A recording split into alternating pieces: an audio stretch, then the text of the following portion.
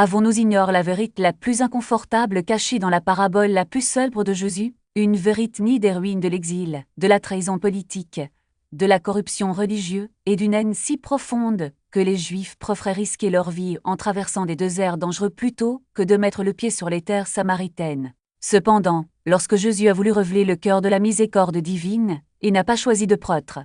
Il n'a pas choisi de lévite. Il a choisi un samaritain. C'est l'histoire derrière ce choix. Un récit sur un royaume divise, un peuple mixte, un temple détruit et une grâce à laquelle personne ne s'attendait. Tout commence avec un roi qui refuse d'écouter. Après la mort de Salomon, son fils Roboam assume le trône d'un Israël unifié. Dès le début, les gens sont venus vers lui avec une demande simple. Votre peur nous impose un joug lourd. Maintenant, allégez le fardeau que nous portons. Roboam eut besoin de 3 jours pour réfléchir. Il consulta d'abord les anciens qui avaient servi Salomon. Ces hommes connaissaient la gloire du royaume, mais aussi les difficultés qui le sous-tendaient. Ils connaissaient le poids du travail, force, des impôts et des travaux de construction sans fin. Son conseil était simple. Si vous servez ces gens aujourd'hui, en leur répondant avec gentillesse et en paroles d'encouragement, ils seront vos serviteurs pour toujours. Règle avec compassion. Utilisez votre autorité pour servir, pas pour opprimer. Gagnez leur loyauté en soulageant leur souffrance. Roboam, cependant, méprisait la sagesse de ses aînes. Il s'est plutôt tourné vers les jeunes qui ont grandi à ses côtes, ceux qui partageaient sa fière et son désir d'affirmer le pouvoir. Leur conseil allait dans la direction opposée. Il lui recommande de riguer durement, prouvant qu'il n'était pas plus faible que Salomon, resserrant son emprise au lieu de la desserrer. À ce moment-là, Roboam avait 2 voies devant lui.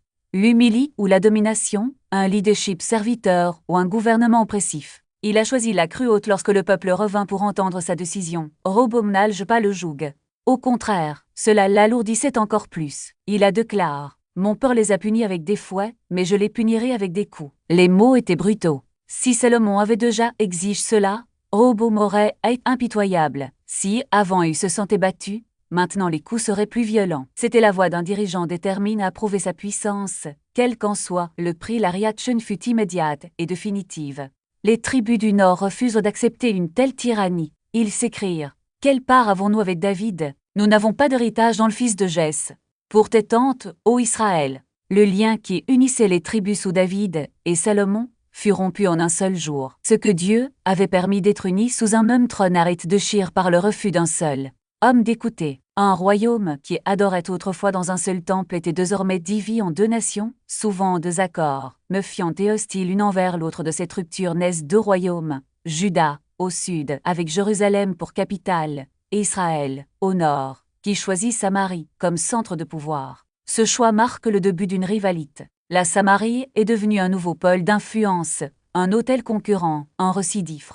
De cette fracture, mêlant politique, culte et identité, commence la longue et trouble histoire des Samaritains, un passe qui brûlait encore en arrière-plan lorsque Jésus raconta une parabole dans laquelle le héros, inattendu, était précisément un Samaritain. Pendant près de 2 siècles après la division, le royaume d'Israël du Nord s'est éloigné de plus en plus de l'alliance avec Dieu. Au lieu de l'adorer à Jérusalem, comme ordonne, ils érigent des veaux d'or à Bethel et à Dan. Les rois se sont élèvent et sont tombés dans des cycles de violence et d'instabilité. Des autels de 10 à Baal et à d'autres dieux se sont répandus à travers le pays. Des prophètes tels qu'Élie, Élisée, Amos, et aussi appelaient au repentir, mettaient en garde contre le jugement divin et plaidaient pour le changement. Mais à maintes reprises, le peuple et ses dirigeants lui ont tourné le dos. L'idolâtrie est devenu le mode de la vie nationale, jusqu'à ce que finalement le jugement arrive sous la forme d'un empire étranger. La Syrie, la superpuissance de la région, tourne son regard vers Israël.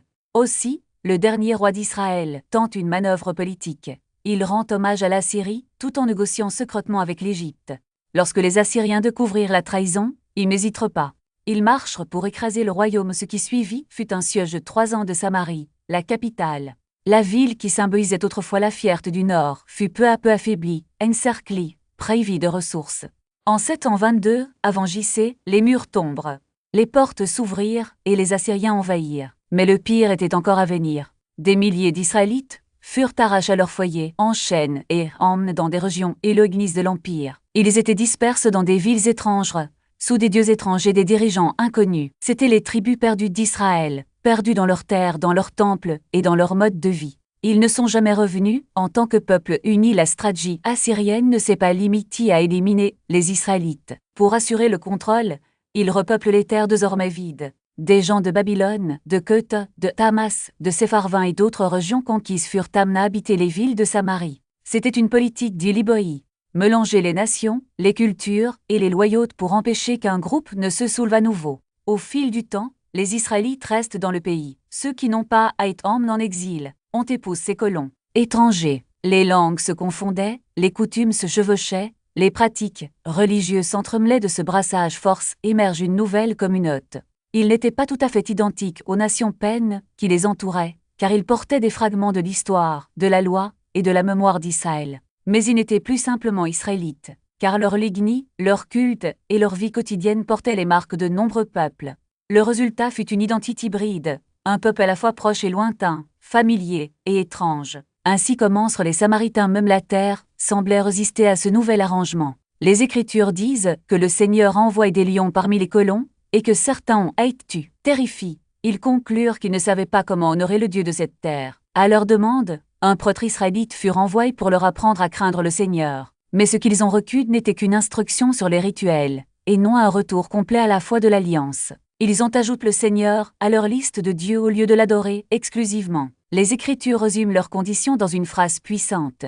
Ils craignaient l'Éternel, mais ils servaient aussi leur propre Dieu. Moitié dévotion, moitié idolâtrie, moitié identité. De cette tension sont les Samaritains, un peuple avec un pied dans chaque monde. Le vrai culte et la vraie foi n'appartiennent pas à une ethnie ou à un lieu sacre, mais à ceux qui, quelle que soit leur origine, répondent à l'appel de Dieu avec un cœur sincère. Tout au long de son ministre, Jésus a démontré que la grâce de Dieu ne connaît pas de frontières humaines. Non seulement il a traversé la Samarie, mais il a aussi défié les attentes de ses propres disciples. Lorsqu'ils revinrent et trouvèrent Jésus parlant à la Samaritaine, ils furent surpris. Cependant, ils n'ont rien dit, car ils avaient déjà été témoins de la manière dont il traitait ceux que la société juive marginalisait. La femme, à son tour, abandonna sa cruche d'eau et courut vers la ville, devenant ainsi l'une des premières évangélistes. « Viens voir un homme qui m'a raconte tout ce que j'ai fait », a-t-elle annonce.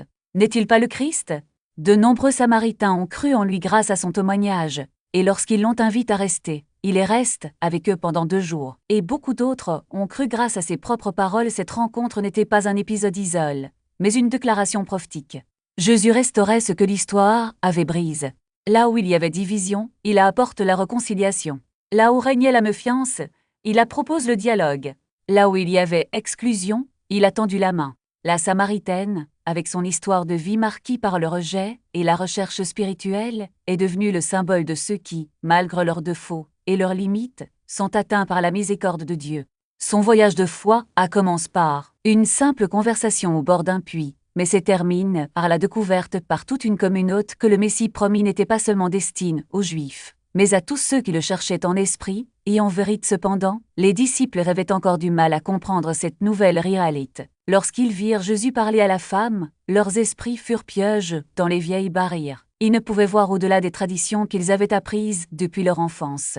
Mais Jésus, avec patience, les a conduits vers une vision plus large. Il leur montra que le royaume de Dieu n'était pas une question de lignie ou de géographie, mais de transformation intérieure. La moisson spirituelle, leur dit-il, était prête, et les champs blanchissaient pour la moisson.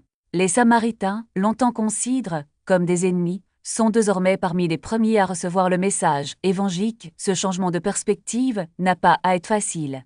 Les disciples ont dû désapprendre des siècles de préjugés et ouvrir leur cœur à une nouvelle façon de voir le monde. Jésus n'a pas seulement prêché sur l'amour et l'unité, il l'a vécu. Chaque geste, chaque mot, chaque choix de chemin était une leçon pratique sur ce que signifiait aimer son prochain comme soi-même. Lorsqu'il grissait le serviteur du centurion romain, lorsqu'il pardonnait à la femme adultère, lorsqu'il accueillait les enfants que les disciples essayaient d'éloigner, il démantelait les murs qui séparaient les hommes. Dans le cas des Samaritains, Jésus les a non seulement inclus dans son ministre, mais les a également élèves comme exemple de foi. Dans un monde où l'identité religieuse était souvent utilisée pour exclure, il a utilisé ceux qu'il était considérés comme impurs ou ortiques pour enseigner les vérités les plus profondes sur l'amour de Dieu. Le Samaritain qui revenait rendre grâce après avoir été guéri de la lèpre n'était pas seulement un homme reconnaissant. Il représentait tous ceux qui, malgré leurs origines, reconnaissent la main de Dieu dans leur vie. De même, le Samaritain de la parabole n'était pas seulement un personnage fictif, mais un miroir placé devant les auditeurs juifs les invitant à se voir et à remettre en question leur propre attitude. Le message de Jésus était clair. Le salut n'appartient pas à un seul peuple, mais à tous ceux qui croient. Il n'est pas venu pour confirmer les divisions du passé, mais pour les surmonter. Là où était la haine, il implante l'amour. Là où régnait la méfiance, il assomme la confiance. Là où régnait l'exclusion, il a ouvert les portes. Et ce faisant, il a non seulement transformé des vies individuelles, mais a réécrit l'histoire de deux peuples qui, pendant des siècles, se considéraient comme des ennemis. La croix, qui s'élèvera bientôt à l'horizon, sera le symbole définitif de cette réconciliation. L'art, toutes les barrières seraient renversées, et le voile du temple serait déchiré, non seulement de haut en bas, mais aussi d'un côté à l'autre, unissant ce que l'histoire avait ce par la grâce de Dieu ne s'est jamais limité à un seul groupe. Après sa mort et sa résurrection, Jésus a scellé cette vérité par son dernier commandement. Vous serez mes témoins à Jérusalem, dans toute la Judée et la Samarie, et jusqu'aux extrémités de la terre. L'Évangile ne traverserait pas la région de Samarie comme si elle était impure, il la traverserait, y compris. Dans Acte 8, Philippe descendit dans la ville de Samarie et prêcha Christ. Les gens écoutaient, les esprits impurs étaient chassés, et il y avait une grande joie dans cette ville. Lorsque Pierre et Jean arrivent, ils imposent les mains aux Samaritains qui crurent, et recurent le Saint-Esprit. Les mêmes apôtres qui auraient autrefois évité la Samarie priaient désormais pour les Samaritains en tant que frères et sœurs. Grâce à l'œuvre du Christ et à la puissance de l'Esprit, une division qui durait depuis des siècles a finalement à être brisée par un sauveur qui est entré en territoire ennemi et a transformé des étrangers en famille contre toute attente. L'histoire des Samaritains ne s'est pas terminée dans les pages de l'Écriture. Au fur et à mesure que les empires s'élevaient et s'effondraient, que les synagogues et les églises se répandaient à travers le monde, une petite communauté garde vivante son identité distincte. Aujourd'hui, il ne reste que quelques centaines de Samaritains, un nombre si petit qu'il pourrait tenir dans un seul grand temple. Pourtant, il reste un rappel visible que les conflits et les promesses de la Bible perdurent chez de vraies personnes, dans des lieux réels. La plupart d'entre eux vivent dans deux endroits principaux, un groupe sur le mont Garizim, près de la ville moderne de Naplouse, et un autre à Olon, près de Tel Aviv. Pour eux, le mont Garizim reste le lieu choisi par Dieu, la montagne de bénédiction mentionnée dans le Deutéronome et dans Josué.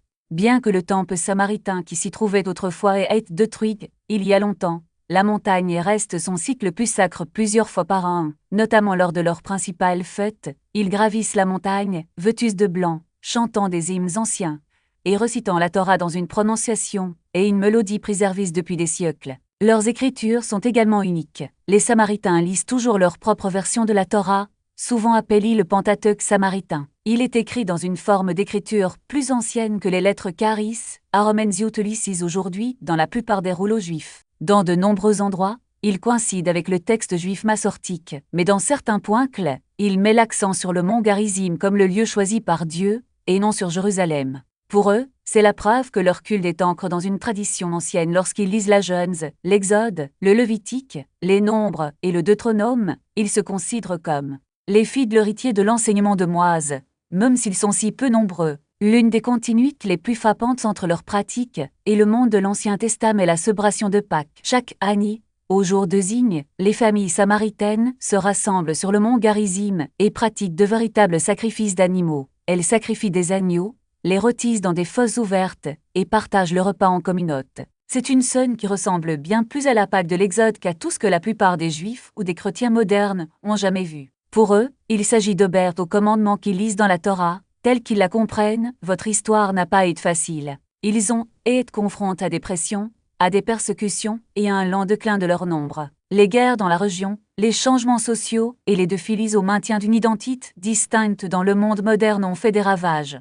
Pourtant, d'une manière ou d'une autre, ils ont résisté. C'est un peuple, né de l'exil et du mélange, endurci par des siècles de méfiance et de haine, mais toujours attaché à son nom, à sa montagne et à ses parchemins. L'existence des Samaritains aujourd'hui est un témoignage vivant du monde dans lequel Jésus a marché. Lorsque nous lisons l'histoire de la femme ou puis dans Jean 4, nous entendons l'écho d'une communauté qui gravit toujours la même montagne et réclame le même héritage, le souvenir de ce jour, où un Messie juif demanda de l'eau à une Samaritaine, parla d'eau vive et se révéla comme le Christ, reste comme un moment où une ancienne blessure fut touchée par la grâce. La présence continue des Samaritains évite que ce moment devienne abstrait.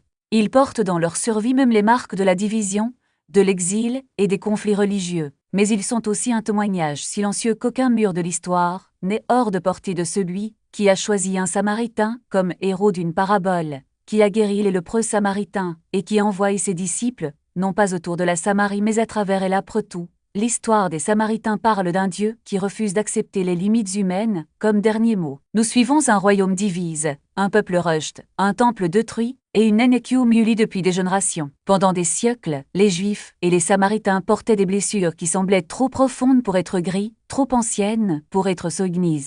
Et puis, Jésus entre dans cette histoire. Il passait devant. Il s'est assis près d'un puits, a parlé à une Samaritaine et a ouvert une porte fermée. Depuis 500 ans, ce même Jésus affronte encore aujourd'hui nos divisions. S'il a pu surmonter l'hostilité ancienne pour offrir de l'eau vive, nous ne pouvons pas nous accrocher aux murs modernes comme s'ils étaient sacres. S'il a pu faire d'un Samaritain l'exemple de miséricorde dans sa parabole la plus célèbre, nous ne pouvons pas décider qui est digne de compassion et qui ne l'est pas. S'il pouvait envoyer l'Évangile dans un pays que les Juifs évitaient, alors ce même Évangile pourrait atteindre tous ceux que nous avons tendance à ignorer, à mal comprendre ou à mépriser silencieusement. L'histoire de Samarie expose nos préjugés et nos excuses, mais elle nous invite également à un chemin d'Ifre, le chemin d'un sauveur qui tend la main à ceux que nous préférons éviter. Par conséquent, nous nous tournons vers Dieu dans la prière, demandant une transformation. Nous lui demandons de façonner nos yeux, nos paroles, nos pas, jusqu'à ce que nos vies témoignent de la même miséricorde qui brise les barrières, la même que celle dont Jésus a fait preuve sur ce chemin et près de ce puits. Seigneur, apprends-nous à voir les autres, comme Jésus a vu la Samaritaine, non pas comme des ennemis, non comme des étrangers, mais comme des personnes assaut fils de vérité et d'espérance. Donne-nous des cœurs disposés à traverser les frontières, pour écouter là où était le silence, pour guérir là où il y avait des blessures, pour faire preuve de miséricorde là où était le jugement. Fais de nous des adorateurs en esprit et en vérité, libres de tout orgueil, libres de peur et enracinés dans ton amour. Aide-nous à rapporter la bonne nouvelle du Christ à ceux que nous ignorons, que nous comprenons mal ou que nous luttons pour aimer. Au nom de Jésus. Amen. Si ce voyage à travers les Écritures vous a ouvert les yeux ou touche votre cœur, je vous remercie d'avoir parcouru cette histoire avec moi. Pour continuer à suivre ces récits et enseignements centrés sur la Bible, abonnez-vous, likez et les commentez avec le numéro 77, afin que davantage de personnes puissent découvrir ce message. Votre engagement contribue à apporter la vérité de la parole de Dieu à davantage de croyants qui ont besoin de courage, de clarté et de grâce. Que la paix du Seigneur garde votre cœur et dirige vos pas tandis que vous suivez Jésus au-delà des frontières que vous pensiez autrefois ne pouvoir dépasser.